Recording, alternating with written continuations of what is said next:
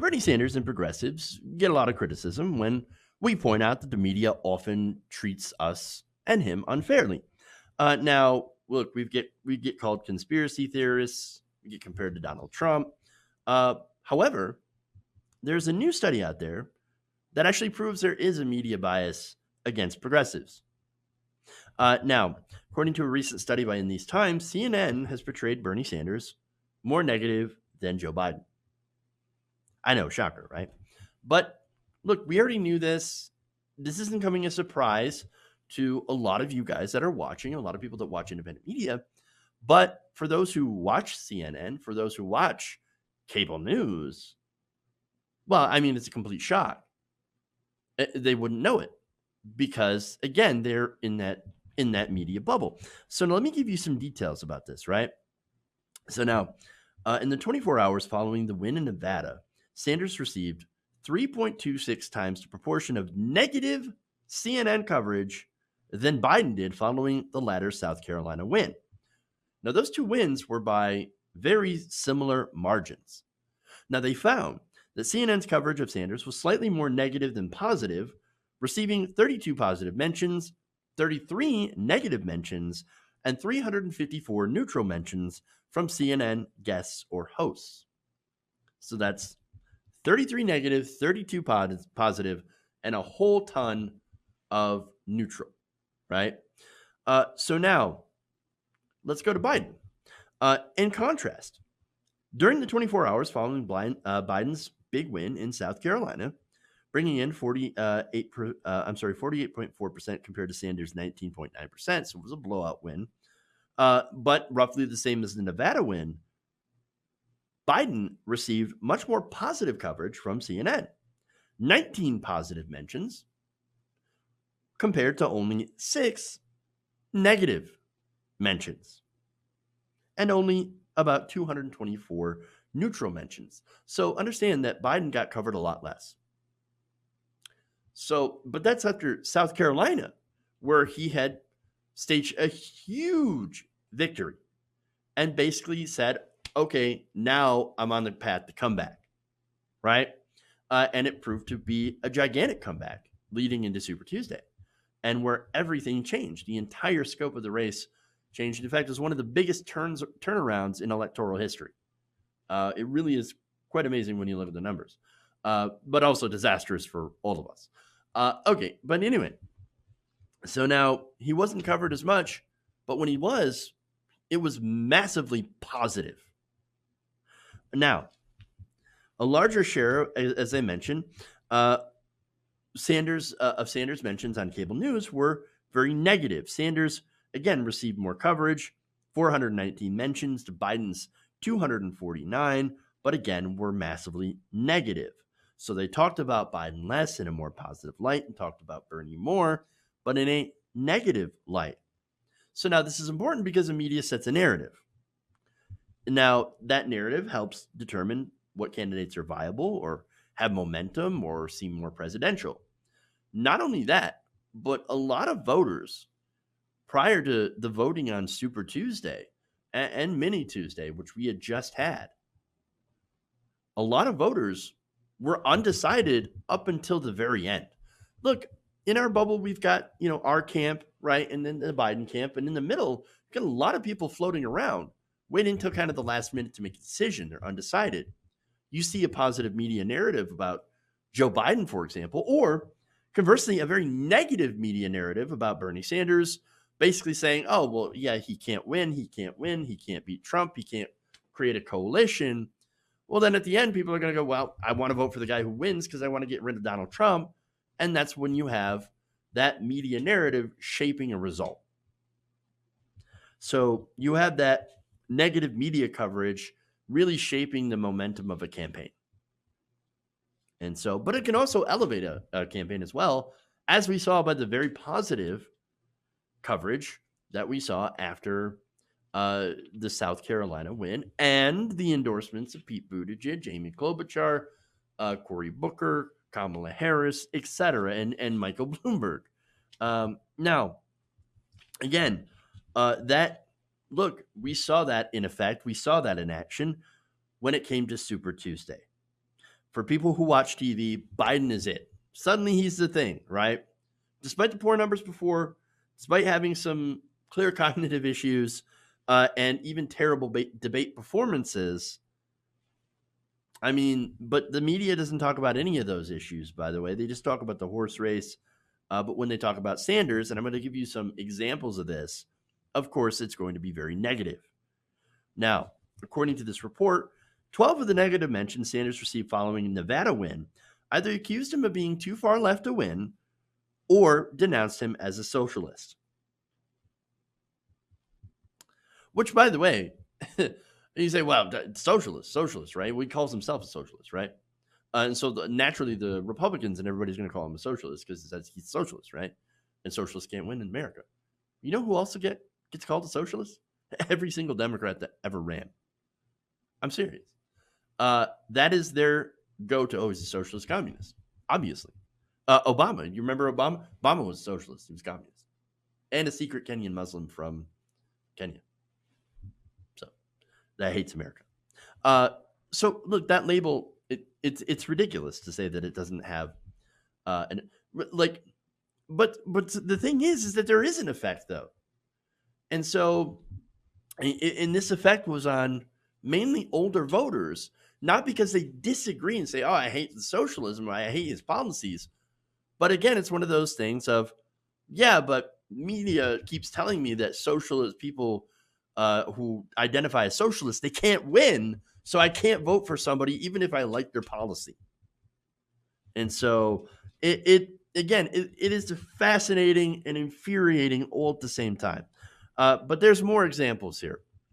On the February 23rd episode of Newsroom, James Clyburn, Democratic House Majority Whip, said on this Super Tuesday, people are concerned about this whole self-proclaimed Democratic socialist. That same 24-hour period, 6 negative mentions denigrated Sanders' candidacy by tying him to Russiagate, or suggesting that the Russian government prefers him as a candidate. On the February 23rd episode of State of the Union, former Reagan administration official Linda Chavez said, quote, but the real problem is the winner last night, I believe, was Putin. I mean, we are going to have the most divisive election if Bernie is the nominee. We're going to see two very, very angry people representing two very different extremes of their parties. And I think that helps make America more chaotic. It makes us more divisive. And I think the one that gets advantaged by that is Russia. So that's what you saw on CNN. If you watch CNN, all you would see, and MSNBC, people talking about how, well, obviously Bernie Sanders, Russia, Putin, we shouldn't vote for him, socialist, not electable. It really doesn't have an impact, or it really does have an impact in changing people's minds. In fact, the 14 criticisms were about electability. Even Biden, who was interviewed on CNN, talked about Sanders' electability, right? However, CNN didn't ask Sanders about Biden's electability, even when he was down in the polls, right? Because he wasn't interviewed after Bernie Sanders' Nevada win, nor was he invited to comment on Biden's win in South Carolina. Biden's negative coverage, however, because again, there was some, differed greatly from Bernie's coverage. Now, they focused on inadequacies like raising money or challenges in his campaign, or even some of the competition from some of the other so-called moderate candidates or conservative Democrats. They also talked about his need to be more inspirational. Right. And there's great examples of those. But look, from what you see in this, and again, if you pay attention to the media, as I do, and according to these studies, that there is a gigantically clear bias against Bernie Sanders and progressives. Now, I'm not saying like, oh no, you have to cheerlead for Bernie Sanders or else you're biased against him. No. The Bernie Sanders campaign has had a lot of issues as well. Look, I've heard some people working in South Carolina that state was not handled very well, right? They were not given enough resources or enough focus, and that could have contributed to Biden's blowout in that state. But they don't talk about those issues on cable news. No, they frame the issue as Bernie has no black support. They're all Bernie bros, racist, terrible, etc. Right? But that's not at all true. And of course, there's another study that looked at Bernie Sanders' Twitter supporters versus supporters of other candidates and found that roughly about 2 to 3% were negative on Twitter. They had talked negatively about other candidates. Thing is, that's about the same amount of people who were negative on Twitter towards other, supporters of other candidates or other candidates that supported other candidates than Bernie Sanders. And so, I mean, there is one difference, though. Bernie Sanders has a lot more online support. So maybe it could seem like there's more Bernie supporters on Twitter that are being negative, when in reality, it's roughly about the same. But all you hear from mainstream news, CNN, MSNBC, is mean Bernie bros, socialism, Putin, Russia, too far left, can't win. And again, CNN, but MSNBC is far, far worse. I've noticed somehow that Fox News is kinder to Bernie Sanders than the supposed progressive networks.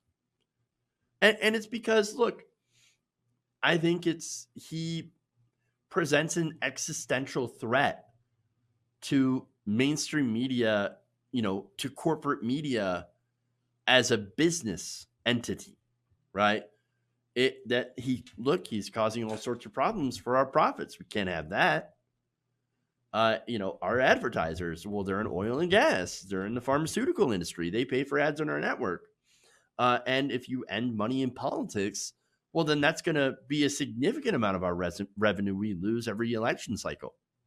So we are locked into this because corporate media has a monetary incentive to keep things status quo. So now, here's the interesting thing, though, about CNN and the rest of the media, by the way.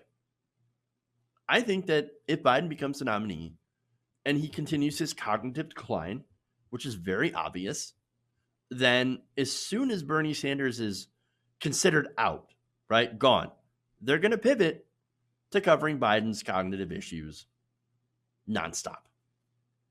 It's the irony, right? It's good ratings. And so you're going to have good ratings with Donald Trump, which is good for the media, and you're going to have good ratings talking about how Republicans are going after Biden because his brain is melting in real time. So that's what we have to look forward to. And it's because they're going to say that, well, the Republicans are talking about it, so we have to talk about it. It's ridiculous. It's ridiculous. And so mainstream media, look, they've already joined in. They've already picked a side. They've had a side. And it's not the progressive side. And so I'm afraid that with the media's assistance, we're going to end up with Biden being the nominee and Donald Trump winning another 4 more years. Hey guys, hopefully you enjoyed that free video. Now I'm going to have to ask you a favor. Between the demonetization and the YouTube algorithm messing around with view counts, etc., we're having a hard time adjusting to the new YouTube reality, which is where you guys come in. See, we have a Patreon, patreon.com/TYTNation, set up to help us rely on you guys, the viewers, instead of big corporate ads. Look, you know the show. You know I'm not in favor of big corporations anyway. So help us transition away from relying on the ad model to pay the bills and sign up to be a patron, patreon.com/TYTNation. That goes a long way to help us keep the lights on. And you guys will know that you're supporting independent progressive media.